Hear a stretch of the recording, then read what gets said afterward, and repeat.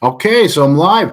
Welcome to Book Talk. My name is Cody C. Engdahl. I am a independent author, and the reason for this show is, I want to build up my YouTube channel. I am on my journey. All authors, I believe, are on their journey. Whether you're Stephen King or just thinking about writing a book right now, and I think what's really interesting, at least for me, is I like to see other authors' journeys. I like to see authors who are on the same level as me. So I like to listen to authors who are way above me talk about how they got to where they are. And I also like coaching new authors who are either just, think about writing, or they've written something and they're trying to decide how they want to get it published, and which can be a very scary but very exciting time as well.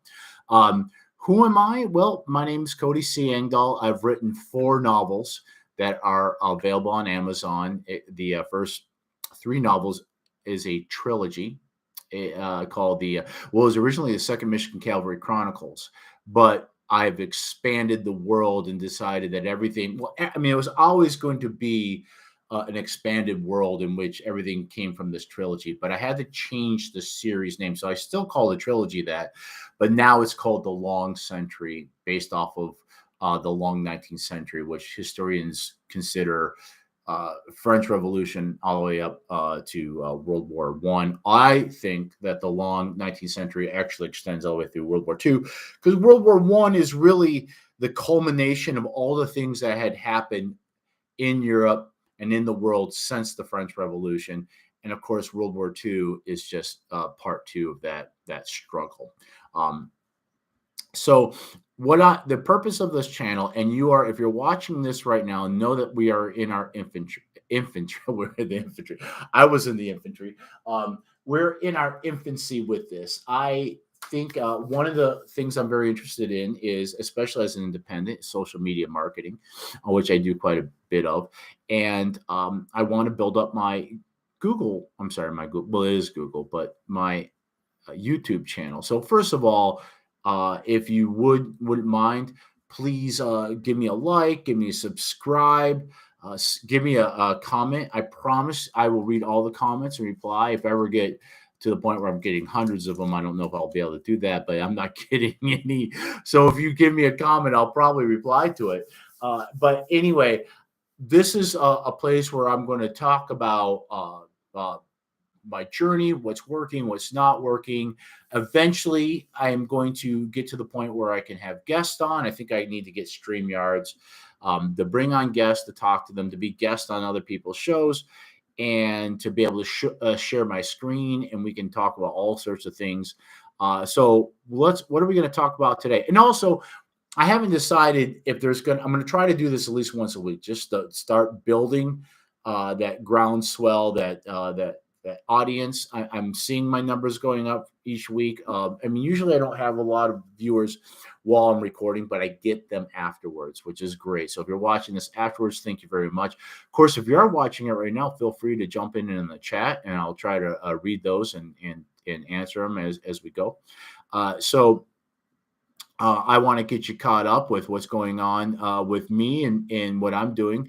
So I have just got off doing a talk yesterday, and I really do love talks. And I will say this, that authors, I mean, we are snowflakes. Not that we're sensitive; it's that we are unique. But a lot of authors tend to be introverts, and sometimes even antisocial. I'm very much that way, but I am lucky in that I do like to do public speaking. Like, I like to hide out in my house, but I don't. I like to get out and do public speaking.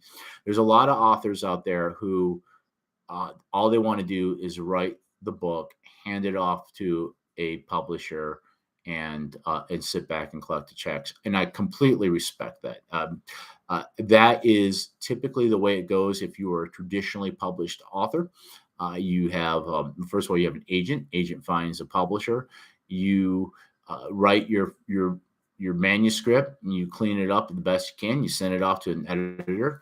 They either have changes or they make it themselves, and eventually it gets published. And then they handle all the marketing while you go and write book two. And if that sounds great to you, good luck. I had thought about that route when I first started writing. I realized that I did a lot of research. I read a lot of people's experiences, a lot of articles, and I realized that I did not have the patience to wait. Sometimes it could take up to a year to get an agent, and then once you do, it could take time to get a publisher. And even then, you get an agent, you get a publisher, you get that first book deal. That does not guarantee success for the rest of your life. I like to be in control of things. So I went the independent route and I've been very happy ever since, especially because everything that I have read and listened to podcasts and everything else tells me I wouldn't change my mind. Now, if a publisher came to me and said, "Mr. Engdahl, we like your work. We'd like you to, have you write 2 books for us." Yeah, I would do, a case by case. But otherwise, I am just chugging along, writing my own books, publishing. I have a team of editors that help me do all my own all my own marketing, and it's working. Am I, picking out what color helicopter I want right now? No, but I will say this: I'm looking at my sales and I'm looking at my royalties from when I first published back in, was it 2018 or 29? I think 2018 is when I started writing my first book, and 2019 I think is when I published. Well, I published a nonfiction book, kind of a test, which still sells and still out there. But with each book I put out, my sales go up and up and up, and now, and then what I did is I did the Brian Cohen 5-day author ad thing, and I'm going to tell you right now, if you want to learn about how to do Amazon ads, Brian Cohen is your man. He is on. It's Brian with a Y, B-R, and bad spelling in there, B-R-A-Y-N, or no, B-R-Y-A-N, Cohen, C-O-H-E-N. All I have to do is look up 5-day author ad challenge, and they're running it right now, but it's every 90 days. And this guy's legit. He's going to, there's a soft pitch to pay for his year-long ad school. I haven't done that yet. I've done that challenge, like, I think this is my 4th one. And he'll even say, "Hey, you can come back as many times as you want. You never have to buy my course." Why does he do it? Well, because there's enough people that do it that do end up, because tens of thousands go through his course, and it's not sponsored. What's the word I'm looking for? It's endorsed by Amazon themselves. In fact, I was on Amazon trying to find more information about how to create ads and how to do ads on Amazon.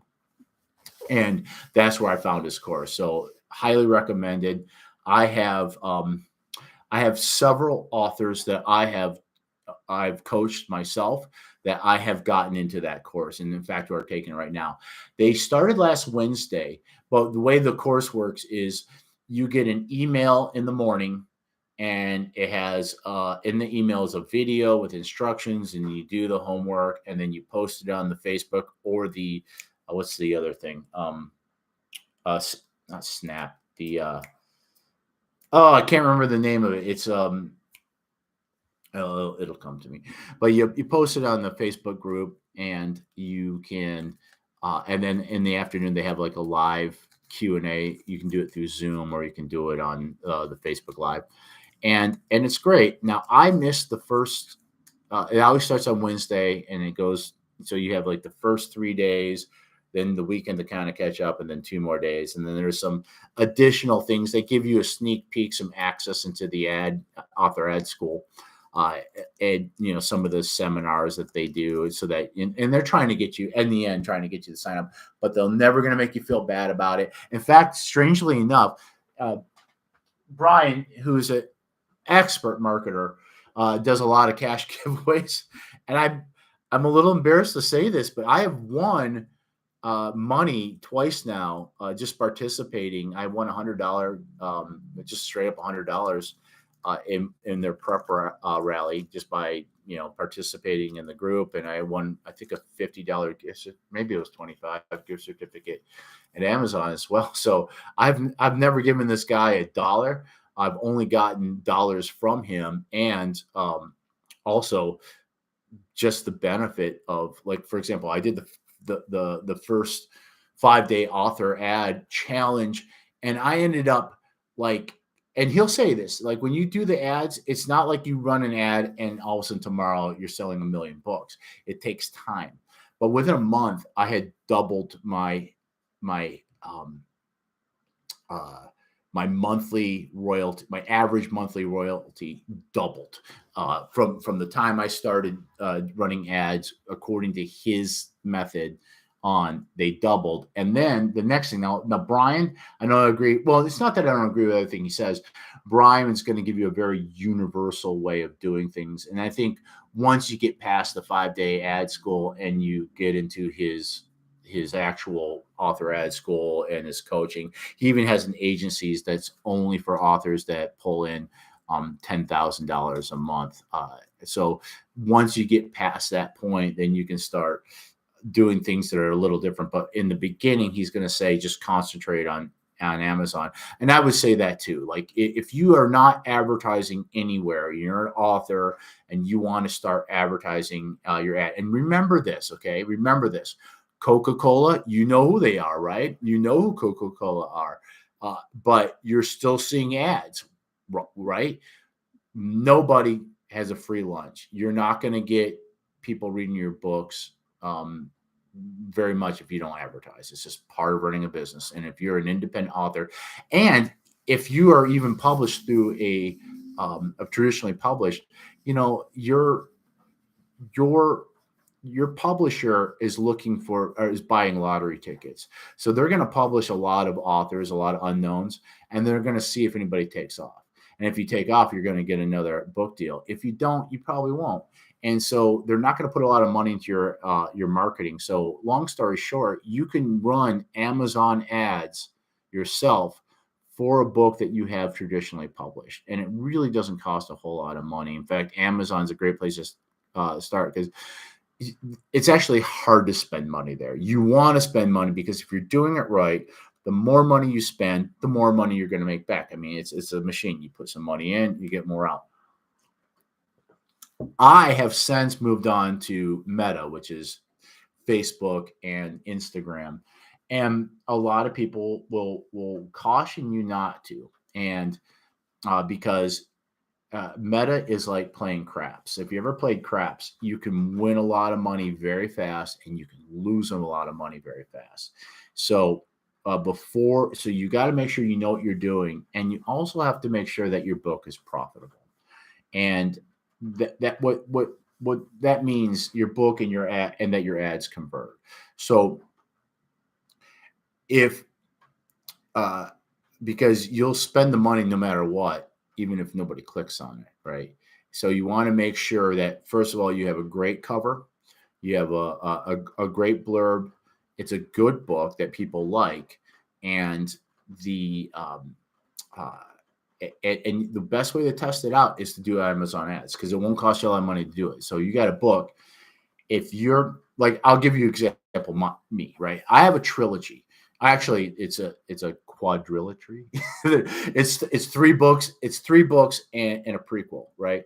And so, and Brian's method is you advertise book 1 and don't bother with the other ones. Now, advance, yes, but in the beginning, you want to just advertise book 1, because the idea is you only pay for that ad click for book 1. But if somebody clicks your ad for book 1 and you spend 39 cents for that click, and you sell that book, and if they like it and they read it, and then they turn around, they buy book 2 and book 3, and for me now book 4, because I have reordered my books, that even though Mexico My Love is a prequel, it's book 4, because that's where you should read it in the series. Because if you read it first, which you can, but there's kind of a mystery and a big reveal that happens in the end of book 2. So I would prefer that you start with Rampage and work your way through. So I have learned through Amazon ads that and through and just an experience that my books are profitable. Meaning that first of all, people do click on that first ad for book one and they buy it, and I have great read through, which means, and some people don't. Some if you have a stinker book one, it doesn't matter how well book two or book three. Book four is if people don't like book one, they're not going to come back, right? And so I have book two, book three, and book four sell very well. In fact, I'm always really excited when I see someone buy book two because that means they read book one and they liked it enough. And my books get better. Book one's good. I think it's a great book. I love it. But I also feel like my books are getting better. They're getting longer for sure. Each book, and that's not by design. It's just how it's happened. So like book one is 56,000 words. Book two is 69,000. Book three is 119,000. Book four is 126,000. And I'm writing book five right now, and I'm getting close to about 40,000, and we're just getting. I'm actually hoping I can bring it down to. I'd like to write my books around 80,000.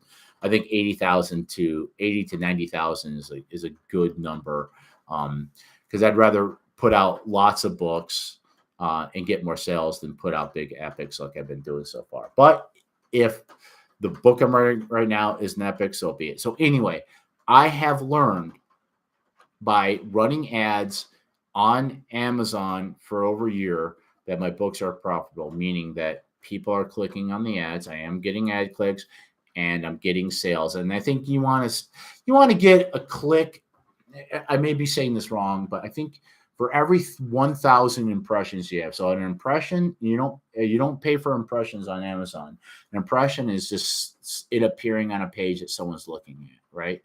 And a click is somebody clicking on the ad. And of course, a sale is a sale. So if you get a click for every 1,000 impressions, that's pretty good. And if you get a sale for every 100, maybe for every 10 clicks, I can't remember exactly the number. So don't quote me here, but Brian's got it for you. But anyway, all that to say that I had learned that my book does convert, that people will click on the ads. By the way, it's raining. That's what that weird sound is. Just big fat drops. The sun's out. The devil's beating his wife, as they used to say. So it's one of those weird sunny rains going on. So I learned that, yes, I have a book that people will buy if they see the ad, and they will come back and they buy the series. So I decided to give Meta, basically Facebook, a shot with the new book that came out. And lo and behold, we started like right after Christmas. And oh my God, my revenue, well, I wouldn't say my revenue, but my royalties didn't double. They went up 5 times. I don't know what the word is. They went up 5 times the average per month. Now, a lot of that, half of that money, I'm probably giving to the Facebook, but still, what I'm netting after my advertising spend is still a lot more than I was making before.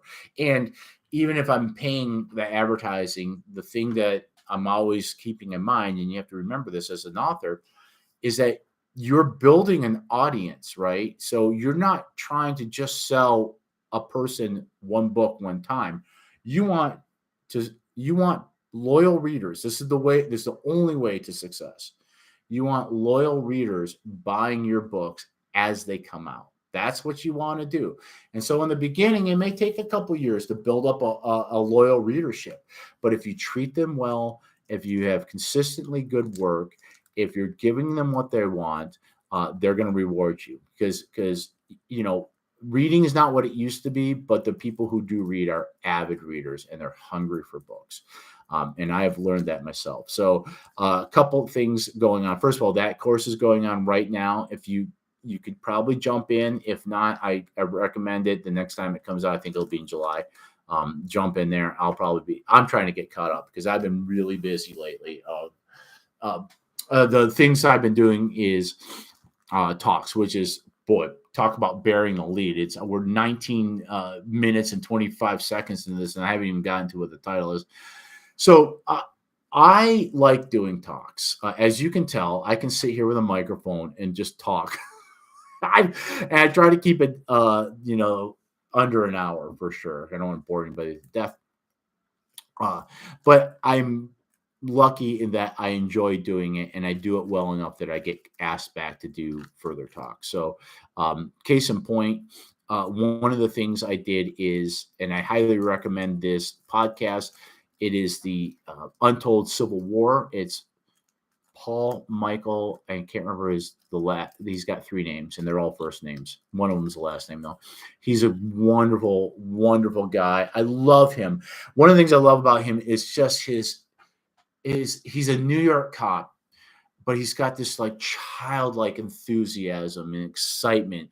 I mean, it's just contagious, and you can even hear like his guest on his podcast uh, catch this and feed off it.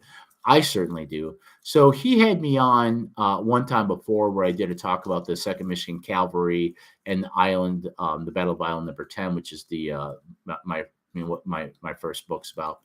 And he's been saying, I need to get you on again. I need to get you on again. So we recorded a podcast. It's not out yet, but we recorded. He wanted me to do Civil War generals in the Mexican American War because my fourth book is called Mexico My Love, and the last third part of it takes place in the Mexican American War.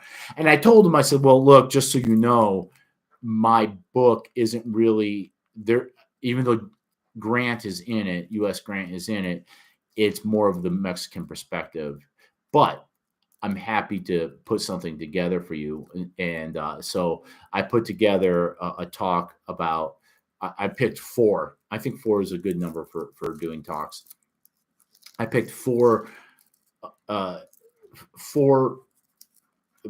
Civil War officers that were in the Mexican American War. So we did Grant. So we do Grant, and I wanted to keep it balanced, right? So I did Grant. Well, if you do Grant, you got to do Lee. So I did Grant, Lee, and then guys that are in my books, because I'm always promoting myself. So, okay, let's pick some guys that I actually write about. So we did Braxton Bragg, who figures prominently in The Perils of Perryville. And I did Gordon Granger, who's in Rampage on the River, the Battle for Island Number 10. So that went great. But I had to put down writing my current novel because I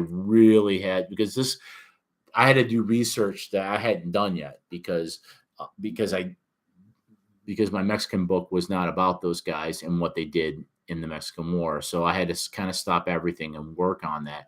But I was very happy. We did he recorded it live. I mean, we did I think a Zoom, and he recorded it, and he was really happy with it. And he told me it's going to come out in a few months.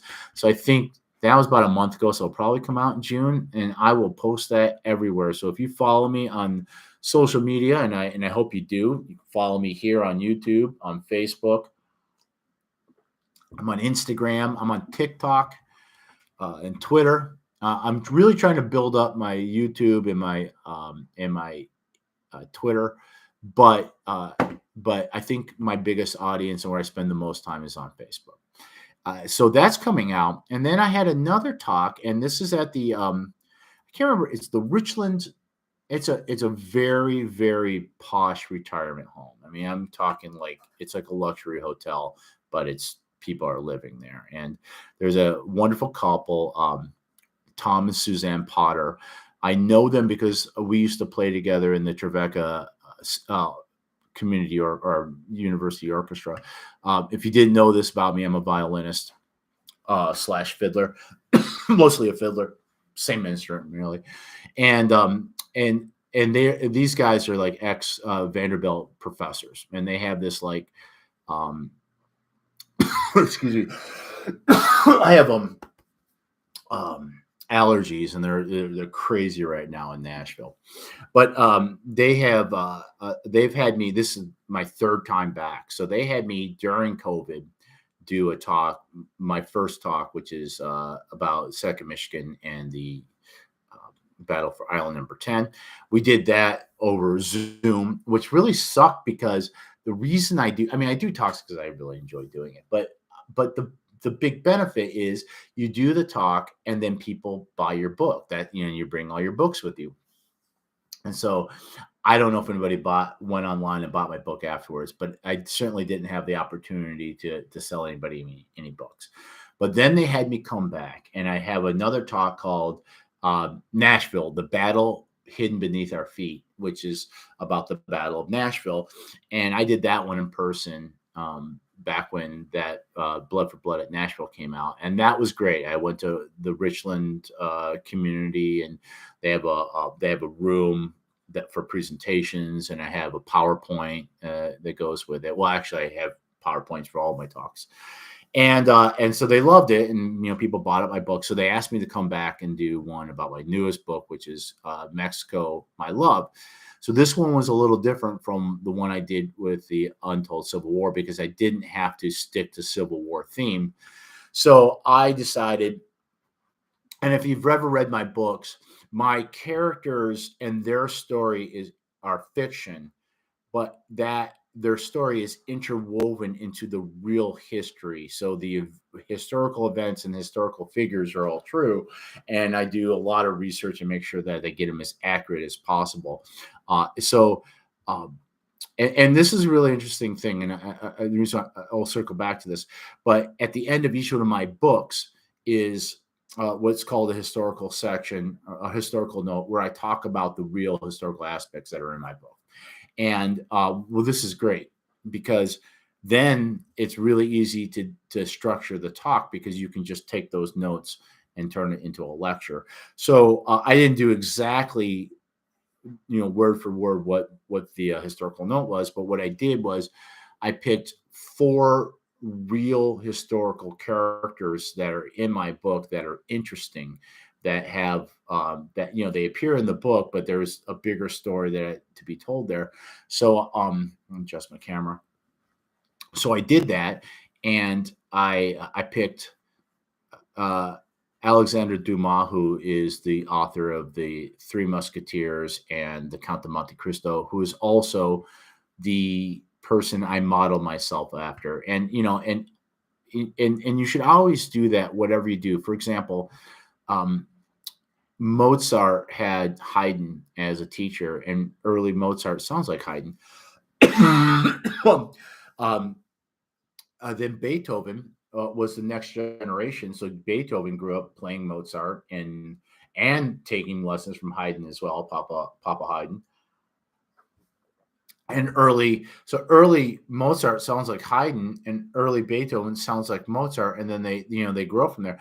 So I'm the same way. So I tried to write in a way that's very much like Alexandre Dumas. Like I like a lot of his themes. Like first of all, he wrote his novels as serials that appeared in the newspaper first, and then got published as a book. So I write each chapter like an episode in a serial, which has its own title and has its own little story arc in it, and usually ends on like a cliffhanger, so that you want to read the next one. And I find it really works for me, because people tell me that they read through my stuff very fast, because it pulls you through. I try not to bore people. So I talked about Alexandre Dumas. I talked about Abdel-Kader, who is one of those great historical figures that I never knew about until I started doing research for the book. And he's an Algerian resistance fighter who fought against the French invasion of Algeria. A very interesting story. I talked about John Riley, who was the leader of the San Patricios. John Riley was an Irishman who deserted the U.S. Army and joined the Mexican Army. And then finally Juan Escotilla, who's one of the Niños Errores. He's a cadet, military cadet, who sacrificed his life to protect his flag. Anyway, it was so I got done doing the podcast. I immediately have to start working on that, and so that took a lot of time. But you know what? I got it done. I had it came off. We did it yesterday, and it was great. They loved it. Sold a bunch of books. And what I'm really excited about is, it's a retirement home. So a lot of them are older people, and they were buying the books as gifts. And I'm thinking this is great, because they may buy someone one of my books and give it to them as a gift. And that person may read it and say, I love this. And not only will they hopefully buy my other books, although one woman bought all four, she bought the whole set. But that these people who got one of my books as a gift 20 years from now will be still buying my books as they come out. That's what I mean about building a readership. So, sometimes I'll do things at a loss, knowing that I'm building it for later. So, if I drive, 400 miles to give a talk at a Civil War roundtable and sell a bunch of books, but probably not enough to really pay for the trip, doesn't matter, because I'm getting books out there and I'm building a readership. And even if they don't read every book I buy every book I put out, maybe they buy that book, they put it on their bookshelf, someone else reads it, and I got a fan. A good case in point, Ben Kane is one of my favorite writers, and I found his first book in the public library and read it. And I read his first series. I have since bought. In fact, I'm reading a Ben Kane book now that I bought from Amazon. So it's always a good place. It's always good to find readers and to build a readership of loyal readers that are going to read your stuff. So that is the talk that I did yesterday. And now I have one that's next week, next Friday. By the way, today is, I believe, the 22nd of April, 2023. So this, if you're watching this in the future, it's my talk is, this next talk is next Friday. I can't do the math, but it's, well, I guess I could pull this up here, my calendar. It's going to be, let's see, the 28th. This one I'm really excited. It's a big deal. I got invited to speak at the Quincy Civil War Symposium. This is in Quincy, Illinois. It's about a 6.5 hour drive, but they're paying me. They're paying me very well, and that's amazing because I've been paid a couple times to speak, but this is the biggest I've gotten yet, and they're putting me up with a hotel. And once again, I have been put up in hotels and I have been paid to speak. I don't always get paid to speak, and I don't always get put in a hotel. So I always appreciate when I do, because at least it's not costing me anything. But this one I'm going to do. But not only am I making money and get to stay in a swanky hotel and they're taking me out to dinner with the other presenters. It's not like I'm special. But but there's going to be a lot of big people there. The presenters are, I think I'm the only one who doesn't have a PhD. And a lot of times, especially when I do things in the Civil War, it grows into other things. So like I've done Civil War shows where I'll go and I'll have a stand and I'll have my books out and I'll play the fiddle. And I'm not kidding you. Like I've had shows where, like, because I did that, I got booked to do like 4 or 5 more talks, and some of them paid me, some of them didn't, but all of them sold books. And I'll tell you, I've never ever had a moment where I did a talk where someone didn't buy a book, and I've never been disappointed. So all that to say, I'm bringing a bunch of my books there. And hopefully I'll sell a lot at this symposium, but also there's going to be people on the national level there, and they might say, "Hey, we really liked what you did. Would you come to our group?" And by the way, if you're watching this, and if you have a book club or a Civil War group or anything where you think that an interesting historical talk would be fun, I would love to do it. If I'm able to do it, and I have several talks that I can do, so you can get a hold of me, and I'd be happy to do it. I can also do it over Zoom, although it's better for me in person because then I have a better opportunity to actually sell books to your members. And I never ever pressure anybody. In fact, yesterday I made absolutely clear that no one needs to buy any of my books, but I brought them in case you'd like them. And of course, people always do. And I find, because I don't respond well to hard sales, I don't do it to other people. So I believe in the soft sell. In fact, a lot of times I even tell people who are thinking about it, I go, or if you don't feel like buying it, you can buy it on Amazon anytime. And some people would say, that's crazy. You got them in your grasp. Why are you going to let them walk away? because I want them to trust me. And a lot of times when I say that, when I say, yeah, you don't have to buy it, if you don't feel like it, but if you feel like it 2 weeks from now, you can get it on Amazon. Sometimes when I say that, it disarms them, and they think, well, okay, well, I guess I will buy it, because apparently this guy's honest. And there's something about in the moment. It's one thing to like meet the author and talk to him, and then 2 weeks later buy a book from Amazon. But it's another thing for that author to sign it and talk to you, and you got this, and you say, yeah, I actually met the author, and so that's very exciting. So those are the talks. I have one more that I'm doing in, I think, June for another Civil War group. And once again, that was because I was at a show and somebody took down my name and asked me if I would do the talk. Oh, Quincy. So Quincy, like I said, I'm a fiddler, violinist.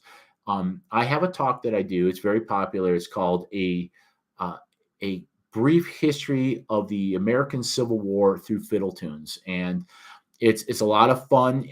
What I do is I have a handful of tunes, and I go in, I tell a story, I set up the tune, and then I play it, and then go on to the next one.